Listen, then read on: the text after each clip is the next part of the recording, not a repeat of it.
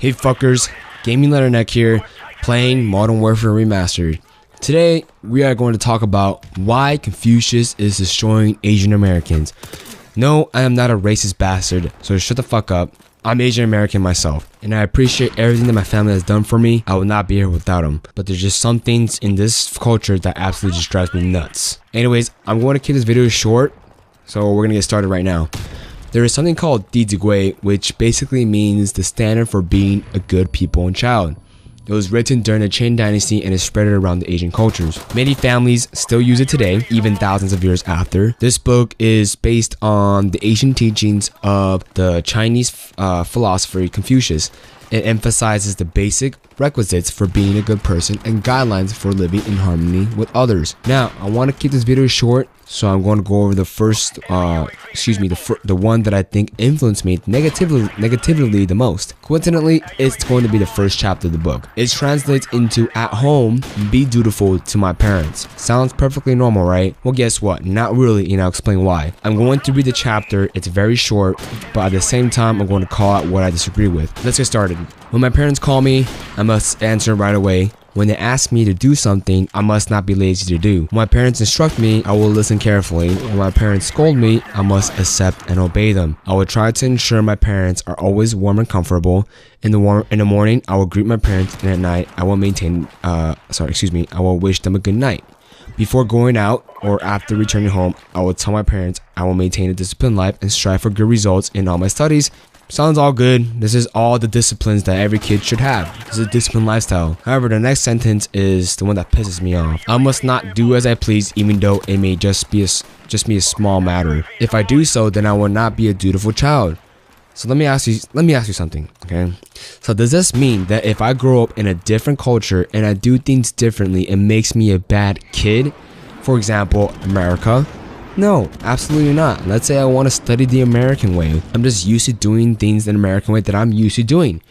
But according to this sentence, and according to what I've studied, this is a bad thing to do because you're not being a dutiful child. First of all, I'm not misinterpreting this. I took Chinese for 3 years. Second of all, I grew up speaking Chinese. From my personal experience, through my own family and a lot of my friends, this is not the problem of us not listening to the elderly and wise words. This is a problem of cultural differences. One culture believes that one way is better than the other. And usually the Asian culture wins because they're adults and we're not. But I think that the biggest problem with this is that kids learn not to think for themselves. And honestly, in America, it is very important for anywhere for someone to think for themselves. I mean, if you can't think for yourself, what can you really do? To be honest, what can you really do? You gotta learn how to think for yourself and make decisive decisions in your life. You can't always rely on somebody else. I don't know. In my opinion, this freaking teaching produces cowardice. I don't know. But anyways, moving on. That's the first sentence that I'm calling out. We're gonna move on. I'm gonna continue reading this chapter. Okay. I must not keep anything from my parents, even though it is small. If I do so, I may hurt their feelings. I will try my best to please my parents. I will try not to do anything that offends them. If I behave badly, my parents will feel ashamed. With loving parents, it is not difficult to be dutiful to them. Next one is another one that I really can't stand. Okay, it says that even if my parents sometimes treat me badly, I must still be dutiful to them. Motherfucker, what? You know what this teaches? This teaches your kids to not fucking stand up for themselves and teaches them to be fucking pussies. See something wrong, call it out. Police each other. Obviously have some tact, but still, if it's unfair, discuss it out with love. Which mentions in the next couple sentences, it says that I might advise them to change and I must do this politely. But, like, police each other. But guess what? You can't because it's seen as disrespectful. Honestly, it isn't discussing what family's supposed to be like. Yeah, of course, there may be some Western families that are like this, but this happens in every Asian family that I've seen. That's why a lot of Asians have no opinions of their own. Quick story. I know a Korean guy that got into West Point. He told me he regretted and realized that he did everything for his parents. He realized whatever his parents told him put him in a stupid bubble and not understand a lot of things about reality. You know what he's doing now? He's doing fucking pot. Yeah, I guess it's fucking legal in California, but I don't give a fuck. Like, you went from going to West Point, you're doing pot. He's probably not gonna get kicked out soon. He hasn't been caught yet, but he's gonna get caught. I'm pretty sure they're pretty good at doing that. So this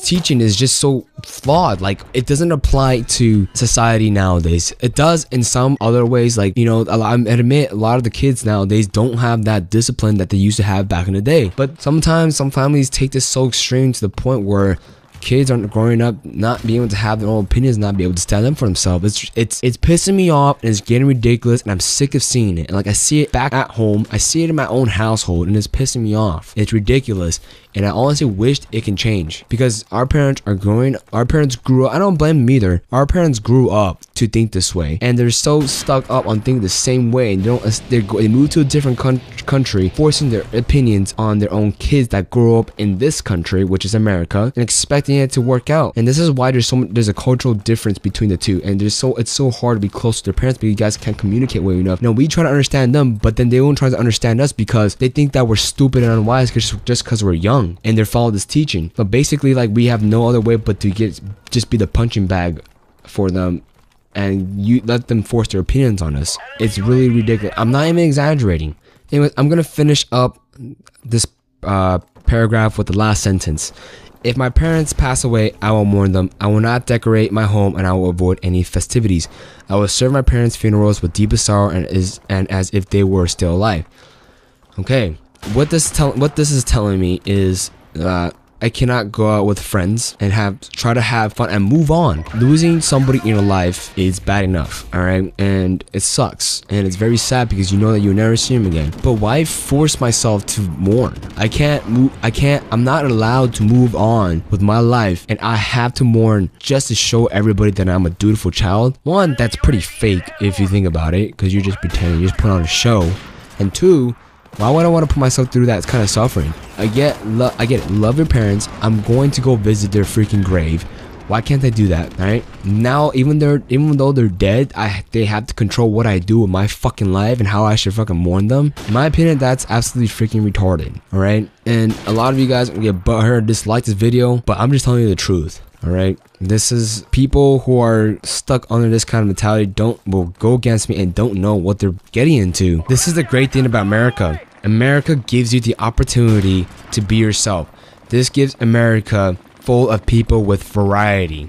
And this is why we grow as a country, because everybody has something to offer. With the Asian culture, and I've said in my other videos, I'm not being racist here, okay? I'm just saying that what I've experienced, and this is why I decided to join the US military, and I became a United States Marine, first military in the family. I decided to do something different. I decided to not be a sheep and follow what everybody's doing. I decided to bring something to the table, something different to the table. And I'm living a happier life than I can ever imagine if I were to live a life that just follows what everybody does and just go to school, fucking study your ass off and not know why you're doing it. Yes, yet again, there is people that are non-Asian who do this, but the sole purpose for Asians is doing the shit I explained earlier, okay?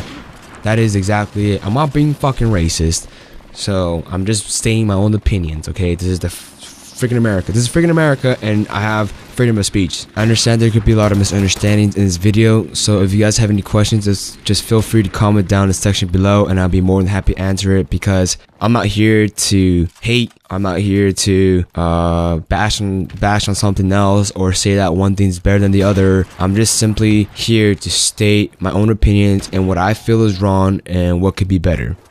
Anyways, if you liked the video, thumbs up. If you guys didn't, thumbs down. I don't give a fuck. Stay sharp, be safe, and remember, places kills. Thanks for watching.